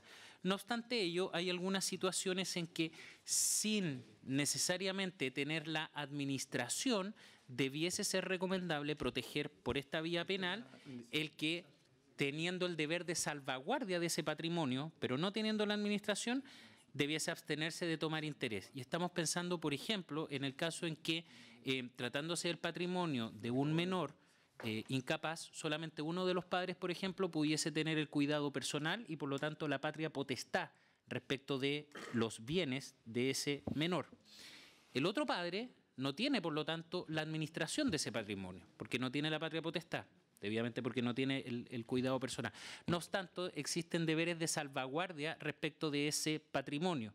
Por lo tanto, y esto también anticipando dentro de las sesiones que han habido de nuevo Código Penal, a propósito de esta figura, lo que proponemos es la siguiente redacción, que es justamente lo que le hemos entregado a la Secretaría, que el encabezado del numeral 6 señale el que tenga a su cargo la salvaguardia o la gestión de toda parte del patrimonio de otra persona que estuviera impedido de administrarlo, que directa o indirectamente, y ahí seguimos la redacción que está propuesta en el numeral 6, Con esto entonces lo que quedaría cubierto es precisamente una persona que no obstante no tener la administración de ese patrimonio sí tiene deberes de salvaguardia y por lo tanto lo que está cubriendo esta norma, insisto, es que se interesara en gestiones que pudiesen competir a ese matrimonio. La leo de nuevo. El que tenga a su cargo la salvaguardia o la gestión de todo o parte del patrimonio de otra persona que estuviera impedida de administrarlo. Lo voy a leer de nuevo para que quede claro.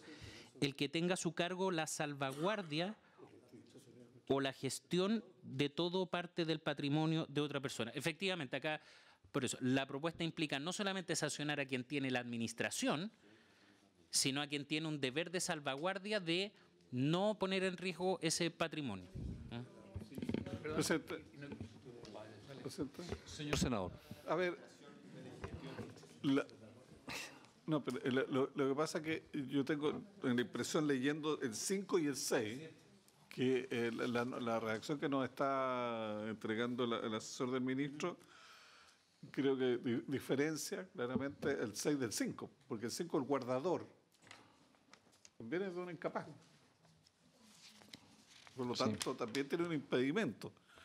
Por lo tanto, al agregar que el que tiene obligación de salvaguardar a una figura distinta, una figura diferente, que recoge mejor, porque si no, las dos normas, el 5 y 6, estarían prácticamente refiriéndose a lo mismo.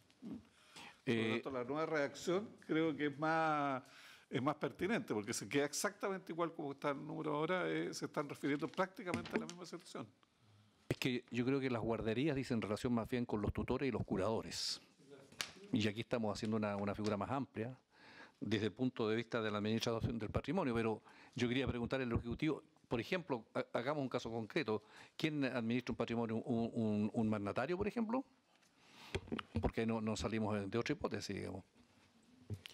Sebastián. Sí, voy a aclarar la pregunta, presidente, y después también solicitaría escuchar al profesor Hernández respecto a esta situación. Este numeral, y en lo que la propuesta nuestra tampoco pretende innovar, es que establece la hipótesis de que existe un impedimento para controlar este patrimonio, para administrar, perdón, este patrimonio.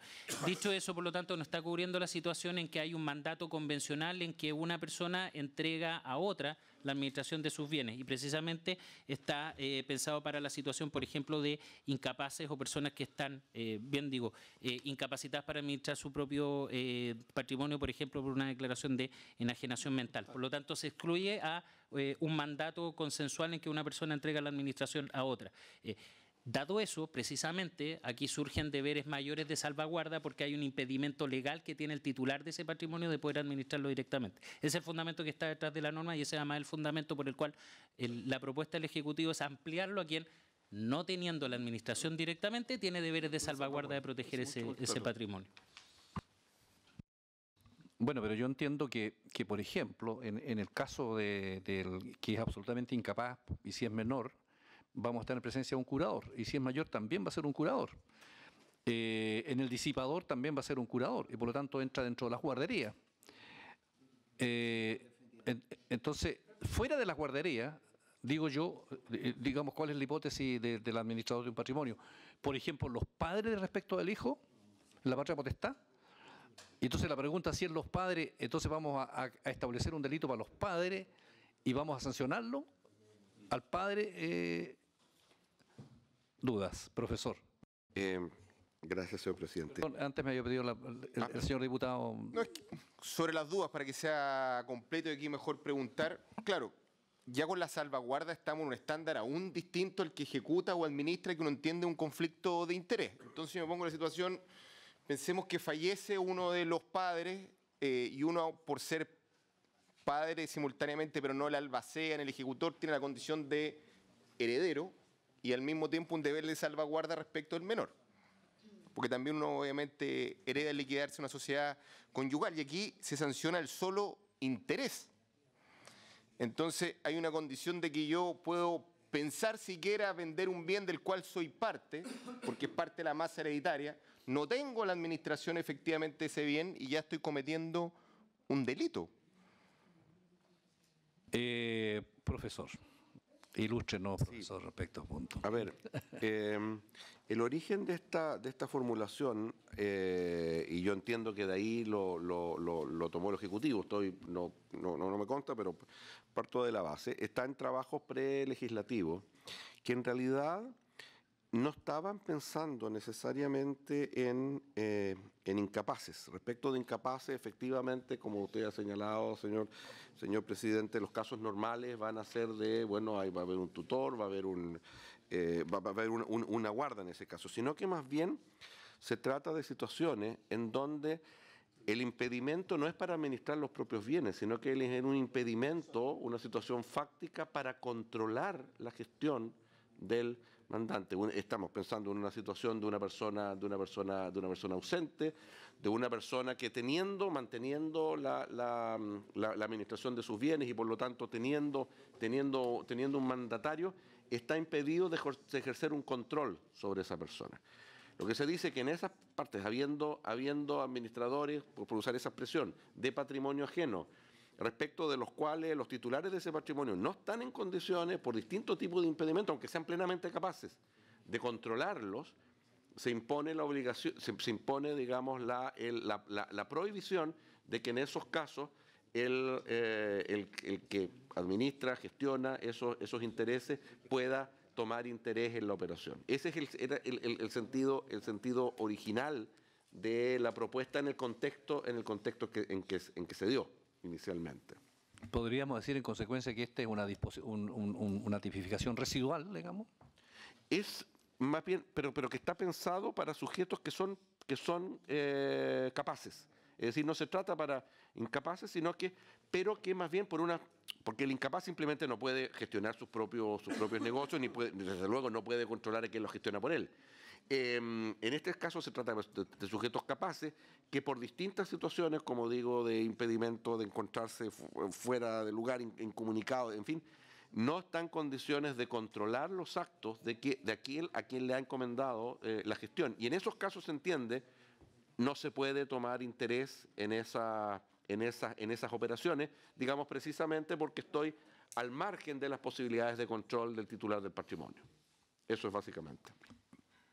¿Podría aplicarse esto al fideicomiso ciego?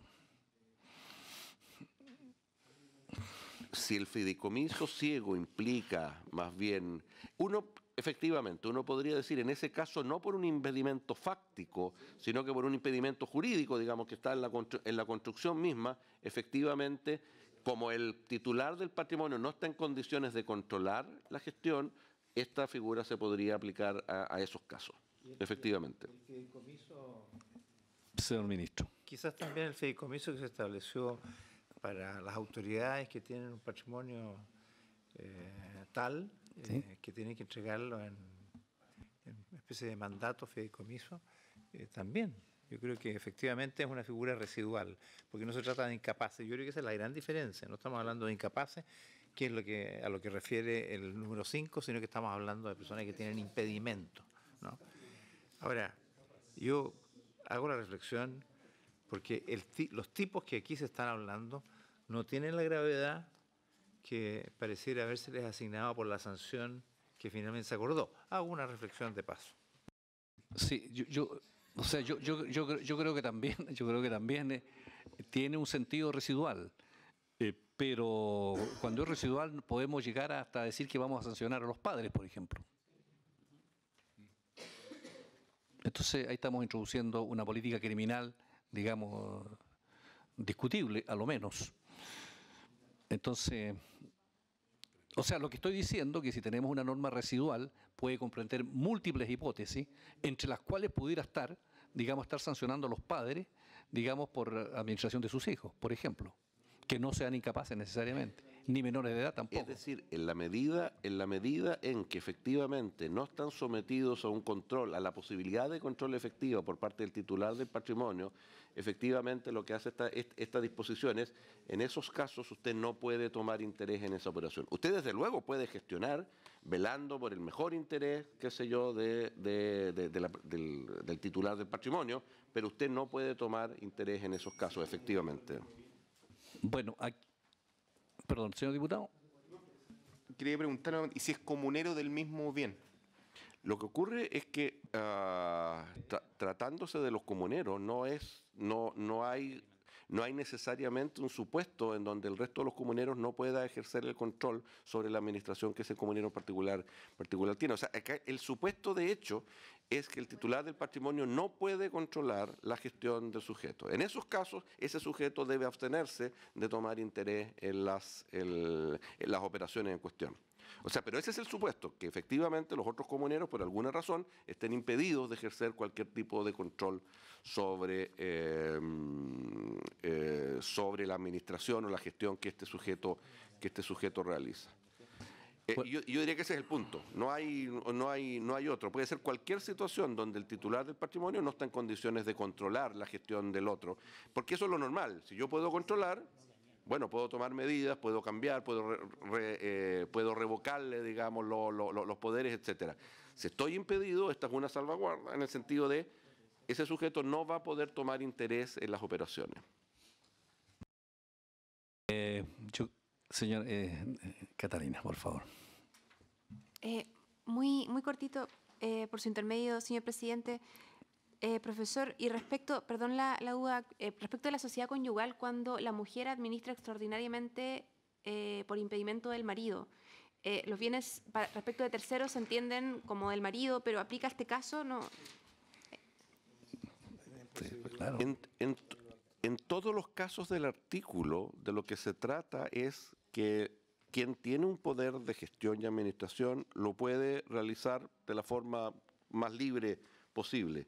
Hay una sola restricción en la cual no puede incurrir y es hacerse contraparte o beneficiario, ¿cierto?, de una operación que yo estoy realizando por otro que no está en condiciones de controlarme. Entonces, la pregunta más que del contexto, si es una comunidad, si es la sociedad conyugal, donde excepcionalmente tengo el poder de administración, el punto es cuando no puedo ser controlado, no puedo favorecerme, por así decirlo. Cuando digo favorecerme, no puedo ser beneficiario ni contraparte en las operaciones en que estoy actuando por otro. Básicamente ese es el sentido de la restricción. Bien, exactamente. Creo que este es un tema arduo, nos ha llegado la hora y queda pendiente para que sigamos reflexionando este punto. Señor ministro. Sí, yo creo que vale la pena reflexionar, porque la disyuntiva es retomar la redacción original propuesta por la Cámara, que simplemente se refería al acto de administrar un patrimonio. Lo que se ha hecho en la discusión del Ejecutivo es hacerlo un poco más amplia, no solamente al administrador o gestor, sino que al que tenga una misión de salvaguardar. Se simplifica, se circunscribe más, se excluyen algunas hipótesis, pero tal vez es más directa. Lo que se ha querido aquí es ser más exhaustivo en la redacción que se ha propuesto, pero está también, y lo digo porque usted quiere que esto se vote en la próxima sesión, lo digo para que se reflexione de aquí a entonces. No, lo digo, señor ministro, porque yo creo que una norma residual se presta para muchas hipótesis concretas, digamos, que no quedan claras, a mí me parece, de todo lo que aquí se ha planteado. Bueno, por haberse cumplido el objeto de la sesión, se levanta. Muchas gracias.